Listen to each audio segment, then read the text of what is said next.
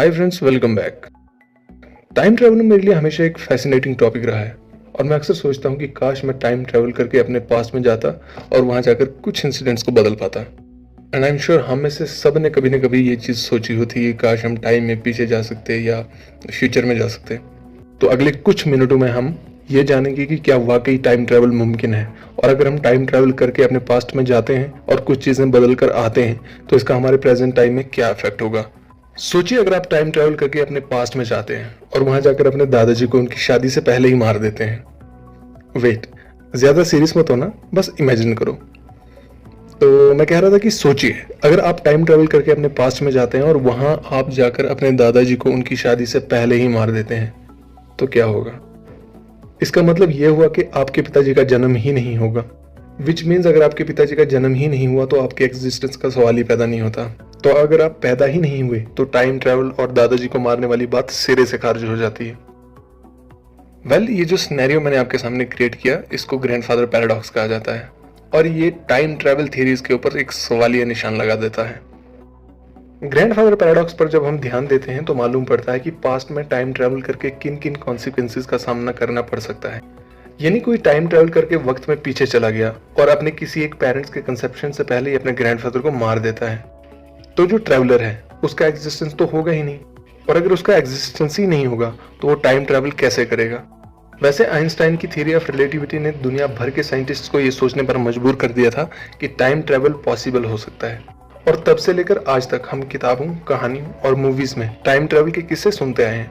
कुछ लोगों का मानना है कि टाइम ट्रैवल सिर्फ साइंस फिक्शन है, लेकिन इस बात को हम पूरी तरह से नकार नहीं सकते कि टाइम ट्रैवल है या नहीं।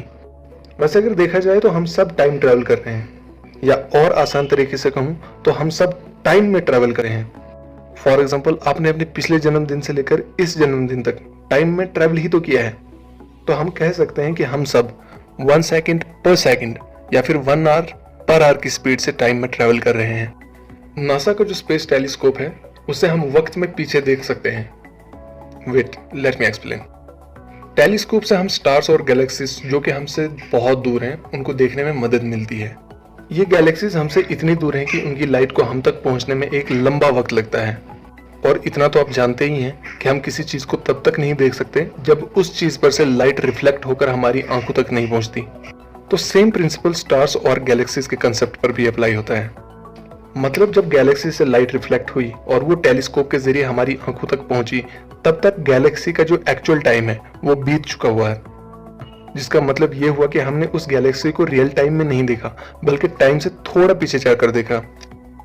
मैं आपको ऑलरेडी बता चुका हूँ कि हम सब 1 सेकेंड पर सेकेंड की स्पीड से टाइम ट्रैवल कर रहे हैं। तो जब हम टाइम ट्रैवल की बात करते हैं तो इसका मतलब हमें हमारे एक्चुअल टाइम जो कि 1 सेकेंड पर सेकेंड है उससे तेज ट्रैवल करना पड़ेगा। यानी अगर हम 1 सेकंड में मोर देन 1 सेकंड की स्पीड से ट्रैवल कर सकते हैं, अगर इतनी क्षमता हम में आ सकती है तो हाँ, ये मुमकिन है कि हम टाइम में ट्रैवल कर सकते हैं।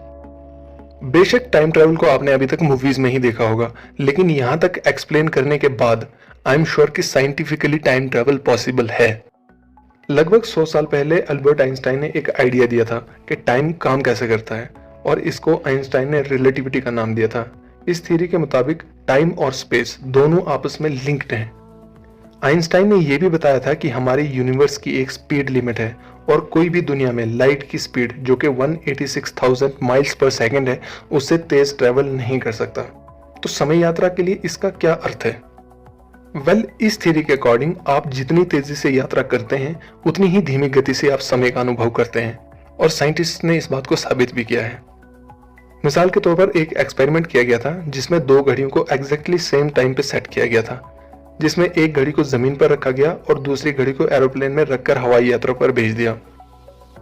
जब वो हवाई जहाज ग्लोब का पूरा चक्कर लगाकर धरती पर वापस आया तो साइंटिस्ट ने देखा कि एरोप्लेन वाली घड़ी जो है उसका टाइम जो जमीन पर रखी हुई घड़ी है उससे थोड़ा पीछे है। यानी हवाई जहाज में रखी घड़ी 1 सेकंड पर सेकंड की स्पीड से कम स्पीड पर चल रही थी, जो कि आइंस्टाइन की थ्योरी ऑफ रिलेटिविटी को सही साबित करती है। तो पूरे एपिसोड का कंक्लूजन ये है कि हाँ, टाइम ट्रैवल मुमकिन है, मगर इतना भी नहीं जितना मूवीज या स्टोरीज में दिखाया जाता है।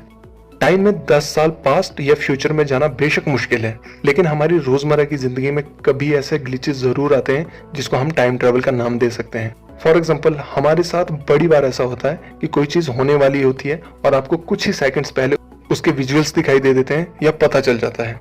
मैं आपके साथ एक मेरे साथ हुआ इंसिडेंट शेयर करता हूँ। एक बार क्या हुआ, मैं आराम से ड्राइव कर रहा था और सामने से गाड़ी आ रही थी। मुझे कुछ अचानक से विजुअल्स दिखाई दिए कि मेरी उस गाड़ी के साथ टक्कर होने वाली है। मैंने स्टेट ऑफ कंफ्यूजन में आके गाड़ी की ब्रेक्स अप्लाई किए। इतने में सामने से आने वाली गाड़ी एग्जैक्टली उसी जगह पर बैलेंस बिगड़ने के साथ साथ में लगे बैरियर के साथ टकरा गई। मैं ये चीज समझ नहीं पाया कि ये हुआ कैसे। आप में से कुछ लोग इसे मेरी अच्छी किस्मत कहेंगे और कुछ लोग इंट्यूशन, सिक्स सेंस वगैरह वगैरह कुछ भी नाम दे सकते हैं, लेकिन ये एक ऐसी घटना थी जिसने मेरा टाइम ट्रेवल की थ्योरी पर और विश्वास बढ़ा दिया। जैसे जमीन पर सिर्फ कुछ सेकंड्स या कह लीजिए कुछ मिनट्स का टाइम ट्रेवल हो सकता है, वैसे ही स्पेस में अगर टाइम ट्रेवल होगा तो वो लंबे अरसे तक हो सकता है। और अगर आपको इस टॉपिक पर इंटरेस्ट है तो मैं आपको रेकमेंड करूंगा, क्रिस्टोफर नोलन की डायरेक्ट की हुई एक मूवी है इंटरस्टेलर, उसको जरूर देखें। उस मूवी को देखने के बाद आपका जो टाइम ट्रेवल के प्रति परसेप्शन है वो बदल जाएगा, क्योंकि उस मूवी में टाइम ट्रेवल को एक नेक्स्ट लेवल पर जाकर दिखाया गया है। आई एम श्योर आपको वीडियो इंटरेस्टिंग लगा होगा, इसलिए वीडियो को लाइक, शेयर, कमेंट और चैनल को सब्सक्राइब कर दें। धन्यवाद।